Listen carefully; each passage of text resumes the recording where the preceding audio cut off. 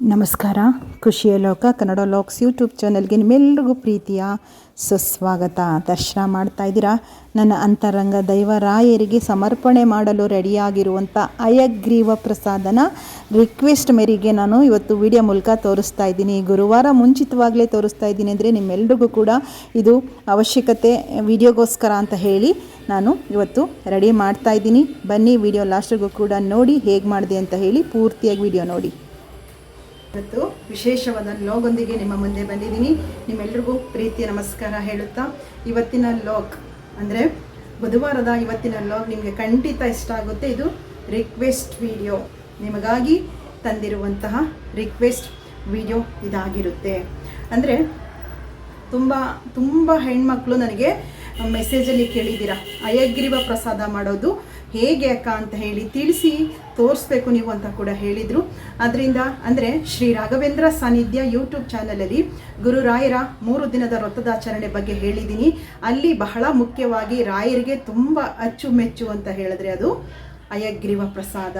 ಮಧ್ವ ಶ್ರೀ ರಾಯರ ಮಠಗಳಲ್ಲಿ ಅತಿ ಹೆಚ್ಚು ಪ್ರಸಾದದ ರೂಪದಲ್ಲಿ ಮಾಡುವಂಥದ್ದು ಹಯಗ್ರೀವ ಪ್ರಸಾದ. ರಾಯರಿಗೆ ತುಂಬ ಅಚ್ಚುಮೆಚ್ಚು ಅಂತ ಕೂಡ ನಮ್ಮೆಲ್ರಿಗೂ ಕೂಡ ಗೊತ್ತಿದೆಯಲ್ವಾ. ಅದನ್ನು ಮನೆಯಲ್ಲಿ ಭಕ್ತಿಪೂರ್ವಕವಾಗಿ ನಾವು ಗುರುರಾಯರ ಹೆಸರು ಹೇಳ್ಕೊಂಡು ಮಾಡೋದ್ರಿಂದ ತುಂಬ ವಿಶೇಷವಾಗಿ ಪ್ರಸಾದ ಬರುತ್ತೆ. ಮನೆಯೆಲ್ಲ ಆ ಅರೋಮ ಘಮ ನಿಜವಾಗ್ಲೂ ಕೂಡ ದೈವ ಸಾನ್ನಿಧ್ಯದ ಒಂದು ಸುವಾಸನೆ ಈ ಪ್ರಸಾದದ ಮೂಲಕ ಬರುತ್ತೆ ಅಂತ ಹೇಳ್ಬೋದು ಸ್ನೇಹಿತರೆ. ಇದನ್ನು ಇವತ್ತು ಲಾಗಲ್ಲಿ ತೋರಿಸಿದ್ದೀನಿ, ಹೇಗೆ ಮಾಡಿದೆ ಮತ್ತು ಏನೆಲ್ಲ ಬೇಕು ಅನ್ನೋದನ್ನು ಕೂಡ ನಾನು ವಿಡಿಯೋ ಕ್ಲಿಪ್ಪಿಂಗ್ಸಲ್ಲಿ ತೋರಿಸಿದ್ದೀನಿ. ನಿಮಗೆ ಈ ವಿಡಿಯೋ ಮುಂದಕ್ಕೆ ಹೇಗೆ ಮಾಡಿದೆ ಅನ್ನೋದನ್ನು ನಾನು ವಿಡಿಯೋ ಮೂಲಕ ನಿಮ್ಮ ಮುಂದೆ ಶೇರ್ ಮಾಡ್ಕೊಳ್ತಾ ಇದ್ದೀನಿ.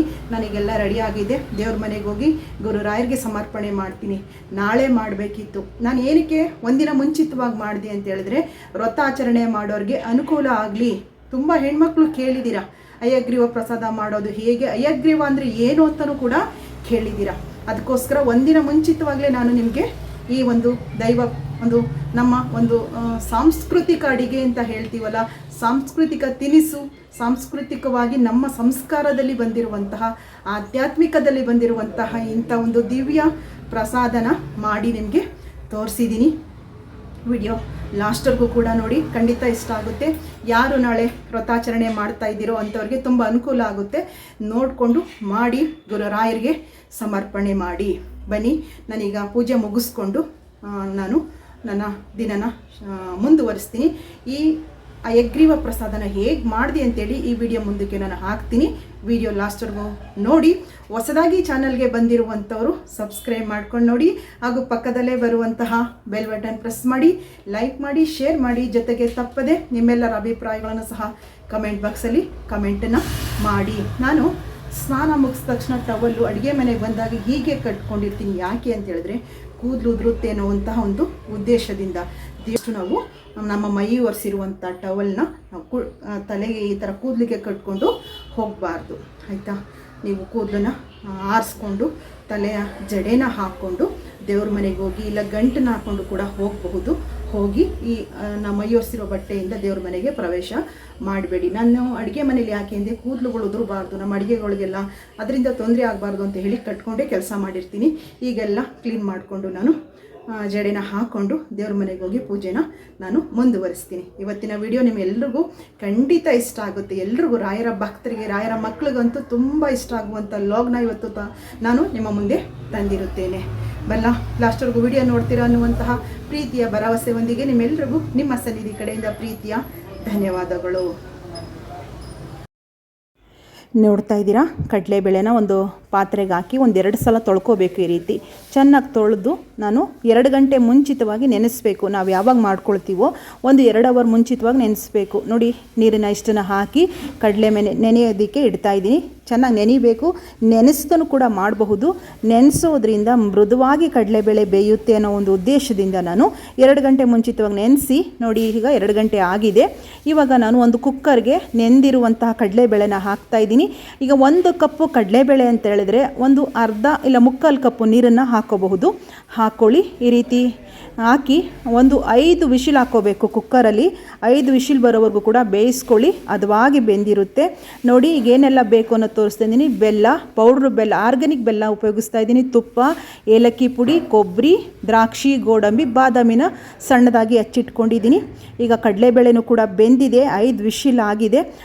ಅದು ಸ್ವಲ್ಪ ಆರೋ ಅಷ್ಟರಲ್ಲಿ ನಾನು ಬನ್ನಿ ಕೊಬ್ಬರಿನ ತುರಿದಿಟ್ಕೊಂಡಿದ್ದೀವಲ್ಲ, ಒಂದು ಚಿಕ್ಕ ಬಾಣಲಿಗೆ ನಾನು 1 ಸ್ಪೂನಷ್ಟು ತುಪ್ಪನ ಹಾಕ್ಕೊಳ್ತೀನಿ.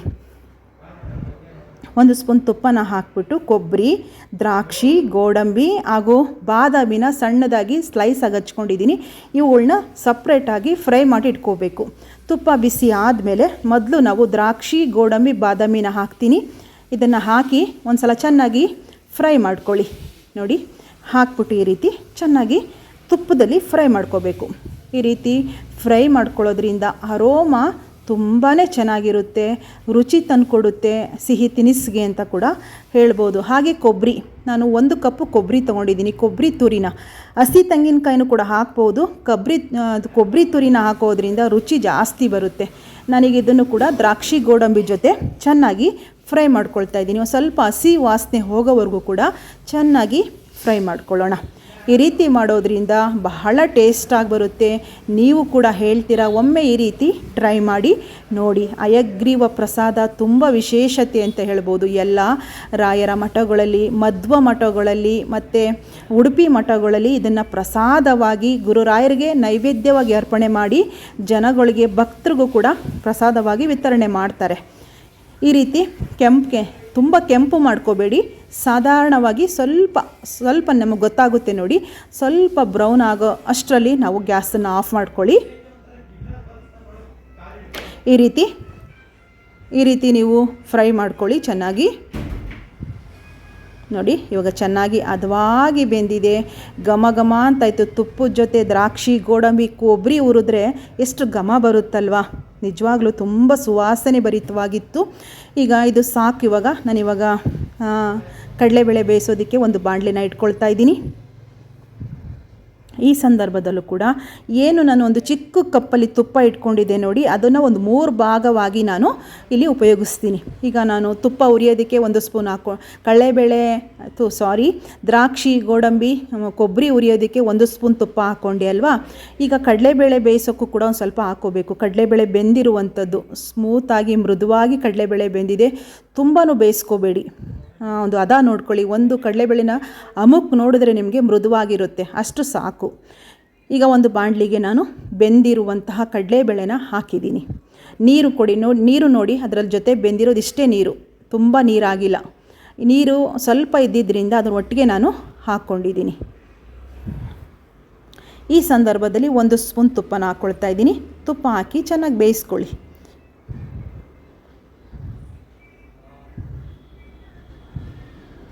ಈ ರೀತಿ ಚೆನ್ನಾಗಿ ಹದವಾಗಿ ಮಿಕ್ಸ್ ಮಾಡ್ಕೋಬೇಕು.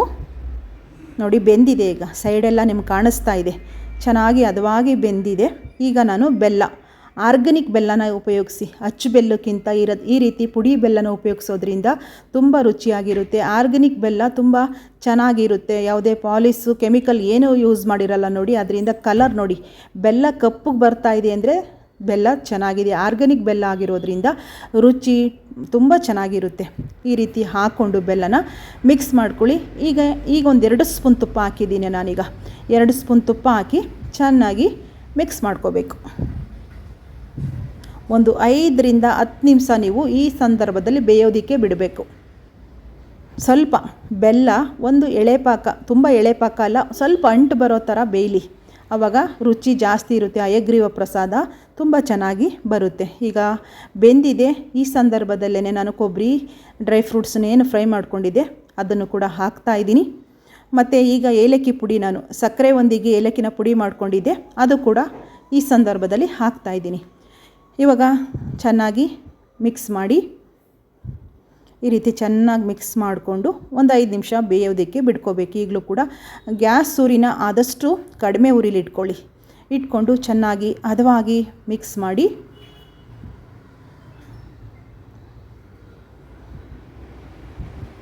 ಕಾಣಿಸ್ತಾ ಇದೆ ನೋಡಿ, ಎಷ್ಟು ಚೆಂದ ಕಾಣಿಸ್ತಾ ಇದೆ, ಅಷ್ಟೇ ರುಚಿಯಾಗಿದೆ. ಈಗ ಉಳಿದಿರುವಂಥ ತುಪ್ಪನ ನಾನು ಒಂದು ಚಿಕ್ಕ ಕಪ್ಪಲ್ಲಿ ತಗೊಂಡಿದ್ದೆ, ಆ ತುಪ್ಪ ಎಲ್ಲ ನಾನು ಇವಾಗ ಹಾಕಿದ್ದೀನಿ. ಈ ರೀತಿ ಚೆನ್ನಾಗಿ ಮಿಕ್ಸ್ ಮಾಡಿಕೊಂಡು 5 ನಿಮಿಷ ಕಡಿಮೆ ಉರಿಲಿ ಬೇಯೋದಕ್ಕೆ ಬಿಡಿ. ಈ ರೀತಿ ಬೇಯೋದಕ್ಕೆ ಬಿಡಬೇಕು. ಒಂದು 5 ನಿಮಿಷ ಆದಮೇಲೆ ಗ್ಯಾಸನ್ನು ಆಫ್ ಮಾಡಿ ಮುಚ್ಚಿಡಬೇಕು 1-2 ನಿಮಿಷ. ನೋಡ್ತಾ ಇದ್ದೀರಾ, ತುಂಬ ಕಲರ್ಫುಲ್ಲಾಗಿ ತುಂಬ ಸುವಾಸನೆ ಭರಿತವಾಗಿ ಗುರುರಾಯರಿಗೆ ಅಚ್ಚುಮೆಚ್ಚಾದ ಹಯಗ್ರೀವ ಪ್ರಸಾದ ರೆಡಿ ಆಗಿದೆ. ಇವಾಗ ನೀವು ಕೂಡ ಟ್ರೈ ಮಾಡಿ.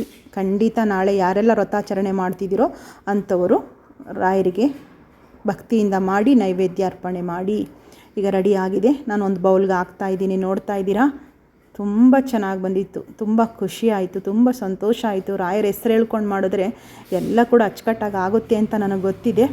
ನೋಡಿ, ತುಂಬ ಚೆನ್ನಾಗಿ ಬಂದಿದೆ. ಭಗವಂತನಿಗೆ ಗುರುವಿನ ಮೂಲಕ ಭಗವಂತನಿಗೆ ಅರ್ಪಣೆ ಮಾಡಿ ನಾನು ಪೂಜೆ ಮುಗಿಸ್ಕೊಂಡು ಮತ್ತೆ ವಿಡಿಯೋನ ಕಂಟಿನ್ಯೂ ಮಾಡ್ತೀನಿ. ನೋಡ್ತಾ ಇದ್ದೀರಾ, ನೀವು ಟ್ರೈ ಮಾಡಿ. ನೀವು ಇದೇ ರೀತಿ ಮಾಡಿ ನೋಡಿ ಹೇಗೆ ಬಂತು ಅನ್ನೋದನ್ನು ನನಗೆ ಕಮೆಂಟಲ್ಲಿ ತಿಳಿಸುವಂಥದ್ದನ್ನು ಮರಿಬೇಡಿ. ತುಳಸಿನ ಅರ್ಪಣೆ ಮಾಡ್ತಾ ಇದ್ದೀನಿ. ಶ್ರೀ ಕೃಷ್ಣಾರ್ಪಣಮಸ್ತು ಅಂತ ಹೇಳಿ ರಾಯರಿಗೆ ಪ್ರಸಾದವನ್ನು ಅರ್ಪಣೆ ಮಾಡೋಣ. ಪೂಜೆ ಎಲ್ಲ ಮುಗಿಸ್ಕೊಂಡು ಬಂದೆ. ಪೂಜೆ ಎಲ್ಲ ಮುಗಿಸ್ಕೊಂಡು ಇವತ್ತು ರಾಗಿ ಸಾವಿಗೆ ಉಪ್ಪಿಟ್ಟು ಮಾಡೋಣ ಅಂತೇಳಿ ರೆಡಿ ಮಾಡ್ಕೊಂಡಿದ್ದೀನಿ. ಶುರುವಲ್ಲಿ ನಾನು ವೀಡಿಯೋನ ಮಾಡೋದಕ್ಕಾಗಲಿಲ್ಲ. ಬೆಳಗಿನ ಸಮಯ ತುಂಬ ಕೆಲಸ ಇದ್ದಿದ್ದರಿಂದ ಅಷ್ಟಾಗಿ ವೀಡಿಯೋ ಮಾಡೋದಕ್ಕೆ ಕಷ್ಟ. ನಮ್ಮ ಮನೆಯಲ್ಲಿ 2 ಥರ ತಿಂಡಿ ಬೇಕು. ಈಗ ನನ್ನ ದೊಡ್ಡ ಮಗನಿಗೆ ಅವನು ರಾಗಿ ಸಾವಿಗೆ ಉಪ್ಪಿಟ್ಟು ತಿನ್ನಲ್ಲ ಅಂತ ಹೇಳಿ ಮ್ಯಾಗಿನ ಮಾಡಿಕೊಟ್ಟಿದ್ದೀನಿ. ರೆಡಿಯಾಗಿದೆ, ಅವನು ತಿನ್ನಲಿಕ್ಕೆ ಅಂತ ಹಾಕ್ಕೊಡ್ತಾ ಇದ್ದೀನಿ. ಈ ಕಡೆ ಪಕ್ಕದಲ್ಲಿ ನಾನು ರಾಗಿ ಸಾವಿಗೆಗೆ ಒಗ್ಗರಣೆ ಎಲ್ಲ ಹಾಕಿದ್ದೀನಿ. ಎಂದಿನಂತೆ ಈರುಳ್ಳಿ ಹಸಿಮೆಣಸಿನ್ಕಾಯಿ, ಕಡಲೆಬೀಜ, ಕಡಲೆಬೇಳೆ ಇವನ್ನೆಲ್ಲ ಒಗ್ಗರಣೆ ಹಾಕಿ ನೀರು ಕುದಿಲಿಕ್ಕೆ ಇಟ್ಟಿದ್ದೀನಿ. ನೀರು ಕುದಿ ಆದಮೇಲೆ ಆದಷ್ಟು ಸಾವಿಗೆ ಉಪ್ಪಿಟ್ಟನ್ನು ಮಾಡಬೇಕಾದ್ರೆ ನೀರನ್ನು ಸ್ವಲ್ಪ ಕಡಿಮೆನೇ ಇಟ್ಕೋಬೇಕು. ನಾನು 1 ಕಪ್ಪು ರಾಗಿ ಸಾವಿಗೆ ಅಂತ ಹೇಳಿದ್ರೆ 1.5 ಕಪ್ಪು ನೀರು ಸಾಕು. ಇಲ್ಲ 1 ಕಪ್ ಆದರೂ ಕೂಡ ಸಾಕಾಗುತ್ತೆ. ಉಡಿಯಾಗಿ ಸಾವಿಗೆ ಉಪ್ಪಿಟ್ಟು ಬರುತ್ತೆ ಅಂತ ಹೇಳಬಹುದು. ನೀರು ಕುದಿ ಹತ್ತುತ್ತಾ ಇದೆ. ಇವಾಗ ರುಚಿಗೆ ತಕ್ಕಷ್ಟು ಉಪ್ಪನ್ನು ಹಾಕಿ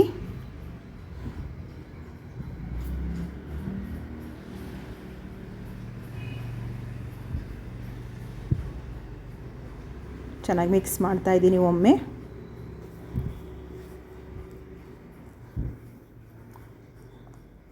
ಇವಾಗ ರಾಗಿ ಸಾವಿಗೆನ ತಗೊಳ್ತೀನಿ. ನೋಡ್ತಾ ಇದ್ದೀರಾ, ರಾಗಿ ಸಾವಿಗೆನ ಈಗ ನೀರು ಕುದಿ ಬಂದಿದೆಯಲ್ಲ, ಈ ಸಂದರ್ಭದಲ್ಲಿ ರಾಗಿ ಸಾವಿಗೆ ಹಾಕೋಣ. ನಾನು ಸ್ವಲ್ಪ ನೀರು ತುಂಬ ಕಡಿಮೆನೇ ಇಟ್ಕೊಂಡಿರ್ತೀನಿ. ಮೆತ್ತಗಾಗ್ಬಿಟ್ರೆ ಸಾವಿಗೆ ಉಪ್ಪಿಟ್ಟನ್ನು ತಿನ್ನೋದಕ್ಕೆ ಇಷ್ಟ ಆಗಲ್ಲ. ಸ್ವಲ್ಪ ಉಡಿ ಇದ್ರೇ ಸರಿ. ಇಲ್ಲ ಇನ್ನೊಂದು ಮೆಥಡಲ್ಲಿ ಮಾಡ್ತೀನಿ ಅಂದರೆ ಸಾವಿಗೆನ ಸ್ವಲ್ಪ ನೀರನ್ನು ಚುಮುಕ್ಸ್ಬಿಟ್ಟು ಇಡ್ಲಿ ಪಾತ್ರೆಯಲ್ಲಿ ಅಬೇಲ್ ಬೇಯಿಸ್ಕೊಂಡು ಕೂಡ ನಾವು ಒಗ್ಗರಣೆ ಹಾಕ್ಕೊಳ್ಳೋದ್ರಿಂದನೂ ಕೂಡ ಚೆನ್ನಾಗಿ ಬರುತ್ತೆ. ಇಲ್ಲ ಈ ರೀತಿ ಮಾಡಿದ್ರೂ ಕೂಡ ಸುಲಭ. ಹಿಂಗೂ ಕೂಡ ಮಾಡ್ಕೋಬಹುದು. ಈಗ ಚೆನ್ನಾಗಿ ಮಿಕ್ಸ್ ಮಾಡಿದ್ದೀನಿ. ಈ ನಂತರ ಕ್ಯಾರೆಟ್ ತುರಿನ ಹಾಕ್ತಾಯಿದ್ದೀನಿ. ಸ್ವಲ್ಪ ತುರ್ಕೊಂಡಿರುವಂಥ ಕ್ಯಾರೆಟು, ಹಸಿ ತೆಂಗಿನಕಾಯಿ ತುರಿನ ಹಾಕ್ತಾಯಿದ್ದೀನಿ. ಕೊತ್ತಂಬರಿ ಸೊಪ್ಪನ್ನ ಹಾಕಿ ಹಾಗೆ ನಿಂಬೆಹಣ್ಣಿನ ರಸ ಸ್ವಲ್ಪ ಹಾಕ್ತೀನಿ. 1-2 3 ಸ್ಪೂನು ನಿಂಬೆ ರಸ ಹಾಕೋದ್ರಿಂದ ಇನ್ನೂ ರುಚಿ ಜಾಸ್ತಿ ತಂದುಕೊಡುತ್ತೆ ಅಂತ ಹೇಳಬಹುದು. ನೋಡಿ, ನಾನೀಗ ನಿಂಬೆ ರಸನ ಹಾಕ್ತಾಯಿದ್ದೀನಿ. ಈ ರೀತಿ ಹಾಕಿ ಒಮ್ಮೆ ಚೆನ್ನಾಗಿ ಮಿಕ್ಸ್ ಮಾಡ್ಕೊಳ್ಳೋಣ. ಉಡಿಗೆ ಬಂತು, ಎಲ್ಲೂ ಕೂಡ ಮೆತ್ತಗಾಗಲಿಲ್ಲ. ನನಗೆ ರಾಗಿ ಸಾವಿಗೆ ಉಪ್ಪಿಟ್ಟು ಅಂದರೆ ತುಂಬ ಫೇವ್ರೇಟು. ಜೊತೆಗೆ ಒಂದು ಉಪ್ಪಿನಕಾಯಿ ಹಾಕ್ಕೊಂಡ್ರೆ 2 ಸಂದರ್ಭದಲ್ಲೂ ಅಂದರೆ ಬೆಳಗ್ಗೆ ತಿಂಡಿಗೂ ತಿಂತೀನಿ, ಇಲ್ಲ ಮಧ್ಯಾಹ್ನಕ್ಕೂ ಕೂಡ ನನಗೆ ಇಷ್ಟ, ತುಂಬ ಇಷ್ಟ. ರಾಗಿ ಸಾವಿಗೆ ಉಪ್ಪಿಟ್ಟು ತಿನ್ನೋದಕ್ಕಂತೂ ನನಗೆ ಫೇವ್ರೇಟು. ಈಗ ಕರೆಕ್ಟಾಗಿ ಉಡಿಗೆ ಚೆನ್ನಾಗಾಗಿದೆ. ಉದುರಾಗಿ ಸಾವಿಗೆ ಉಪ್ಪಿಟ್ಟು ರೆಡಿಯಾಗಿದೆ. ಹೀಗೆ 1-2 ನಿಮಿಷ ಗ್ಯಾಸ್ ಸೂರಿ ಕಡಿಮೆಲಿ ಬಿಸಿ ಮಾಡಲಿಕ್ಕೆ ಇಟ್ಕೋಬೇಕು. ಇವಾಗ ಬಿಸಿ ಆಗಿದೆ. ಈಗ ನೋಡ್ತಾ ಇದ್ದೀರಾ. ನೋಡಿ, ನಾನು ಮುಂದೆ ವಿಡಿಯೋ ಕಂಟಿನ್ಯೂ ಮಾಡೋಕ್ಕಾಗಲಿಲ್ಲ. ಹೇಗೆ ಬಂತು ಅಂತ ನೋಡಿ. ಬರಲಾ ಮುಂದಿನ ವಿಡಿಯೋದಲ್ಲಿ ಸಿಗ್ತೀನಿ.